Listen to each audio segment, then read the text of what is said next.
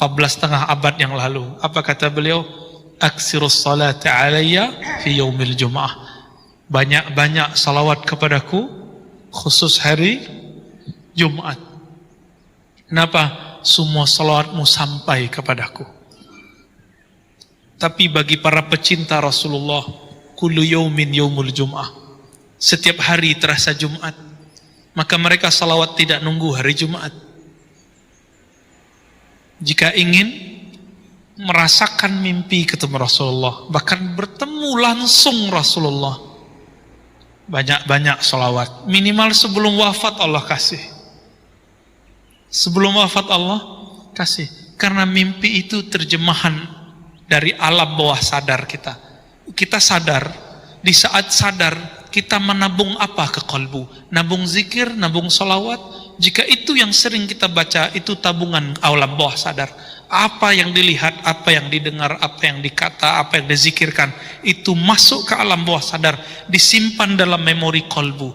Jika dia telah tumpah ruah, telah banyak, telah penuh, nanti rasa itu akan membuat kita mampu melihat alam malakut, minimal di alam tidur.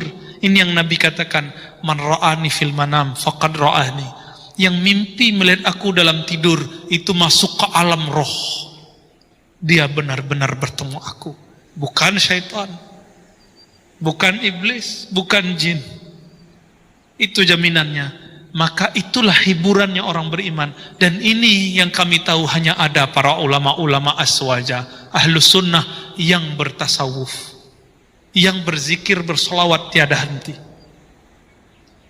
Semoga kita termasuk itu yang Nabi sebut dalam hadis, la tabqa minal mubasyarat.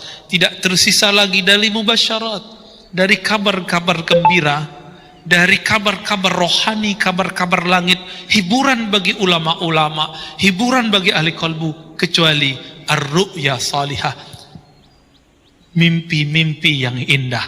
Apa mimpi yang indah? Bukan mimpi basah, tapi mimpi bertemu roh paling mulia, roh Rasulullah sallallahu alaihi wasallam. Saya doakan siapa saja yang beramal salawat banyak-banyak, saya doakan semoga segera ketemu Rasulullah. Enggak sekarang, nanti, enggak nanti terus. Tapi ingat, kita salat bukan karena ingin mimpi. Kita salawat karena ingin menyampaikan cinta dan rindu kepada Rasulullah. Maka digabunglah la ilaha illallah Muhammadur Rasulullah sallallahu alaihi wasallam. Udah Pak? Ya kira-kira itu. Mau tanya jawab? Ya. Kalau zikir apa yang mau ditanya? Ya silakan kalau mau tanya.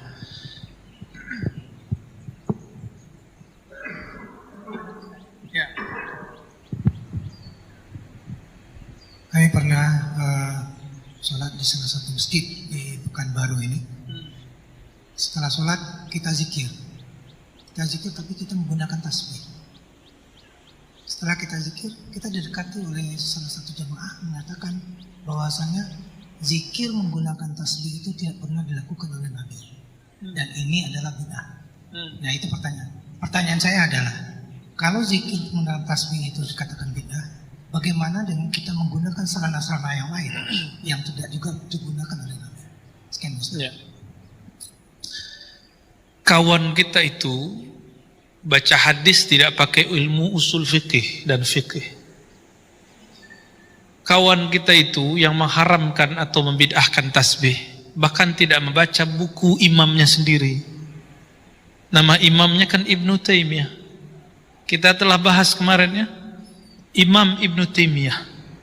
Mereka kasih gelar Syekhul Islam. Membolehkan pakai tasbih dalam sholat. Misalnya bapak ini mau khatam kulhu dalam sholat 100, pakai tasbih. Kata Ibnu Taimiyah, la ba'sa bih, laisa bihi ba's, gak masalah. Siapa yang ngomong? Imam Salafi Ibnu Taimiyah. Masih butuh dalil Pak. Jadi siapa yang ikut salaf sebenarnya? Kita atau dia? Ya? Masih butuh dalil lagi Pak? Sofiyah, kita ceritakan juga di tempat lain kemarin, mungkin Bapak tidak hadir. Sofiyah istri Nabi, beliau berzikir dari ba'da subuh sampai waktu duha. Nabi biarkan zikirnya ngitung pakai biji. Itulah tasbih manual saat itu. Udah pindah satu tumpuk, pindah sini, udah balik lagi, udah berapa kali balik. Ketika di waktu duha, kalau jam sekarang jam 9-an, Nabi SAW pulang dari subuh lah Pak. Subuh jam 5, 6, 7, 8, 9, 4 jam. Selama 4 jam berzikir ngitung, Nabi mengatakan, ini kalimatnya, ini yang tidak difahami oleh kawan kita itu. Dia salah faham baca teks hadis ini. Apa kata Nabi? Wahai istriku, maukah engkau aku tunjukkan yang lebih afdol dari ini? Dari ngitung-ngitung. Kalimatnya apa? Afdol. Apa arti afdol? Lebih baik. Berarti yang itu baik. Ya kan? Saya punya 2 mushaf. Mushaf ini lebih baik dari mushaf itu, gitu misalnya. Bukan berarti mushaf yang itu jelek. Tapi ini lebih baik kualitasnya. Bisa paham? Kalimat Nabi, kita aja bukan orang Arab paham kok. Masa mereka nggak paham ya? Ya. Lalu Nabi SAW memberikan kurikulum zikir baru. Oh ternyata yang tadi itu kurikulumnya zikir ngitung. Namun karena istri Rasulullah langsung berguru ke Rasulullah cuma 4 jam wusul ilallah, langsung sampai kepada tujuan zikir. Disebut wusul, sampai kepada ridha Allah. Maka Nabi bilang, kamu sekarang naik tingkat, kira-kira begitu. Gimana naik tingkatnya? Zikir tanpa hitungan. Gimana zikir tanpa hitungan? Subhanallah bihamdihi, subhanallah azim, adada khalqihi wa zinata arsyihi wa ridha arsyihi wa midada kalimatihi. Zikir subhanallah sesuka-suka Allah, seberat arasy Allah, sebanyak bilangan makhluk Allah, sehabis-habisnya tintanya Allah. Tintanya Allah nggak pernah habis. Itu zikir, disebut dengan zikir ingat, bukan zikir sebut. Jadi zikir itu terbagi 2 Bapak Ibu. Zikir menyebut subhanallah, subhanallah, subhanallah, kita hitung. Ada zikir namanya zikir ingat, hanya diingat, tidak ngitung lagi. Namun gurunya Rasulullah, muridnya istri Rasulullah, 4 jam tembus. Kita iktikaf 40 hari belum tentu tembus. Banyak kan di Riau ini ada kampung 1000 suluk, ya kan? Kampungnya antum kan? Ya, 1000 suluk namanya. Saya baru ingat nih hari ini. Ya, siapa syekhnya sekarang? Syekh Aladdin ya. Banyak di situ. Sini ada, sini ada, sini ada. Dan itu dahsyat sekali. Cuma saya tanya ke guru-guru itu, kok belum mateng si murid udah dikasih yang baru zikirnya, Buya? Apa jawaban beliau? Zaman dah berubah nak. Kalau nggak dikasih kete hatinya. Sedih dia kalau nggak, kawannya udah dapat zikir baru, nggak dapat zikir baru, sedih dia. Padahal dulu guru kami cerita, ya, salah satu anak dari guru kami. Jadi guru kami punya guru.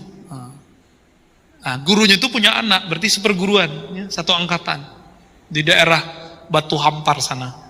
Namanya Tanyuh, ya, seperti apa pertigaan apa perempatan di Payakumbuh sana Pak. Nama syekhnya Syekh Muhammad Kanihnya diantar, ya enggak? Lauknya diantar. Dulu mana ada begitu?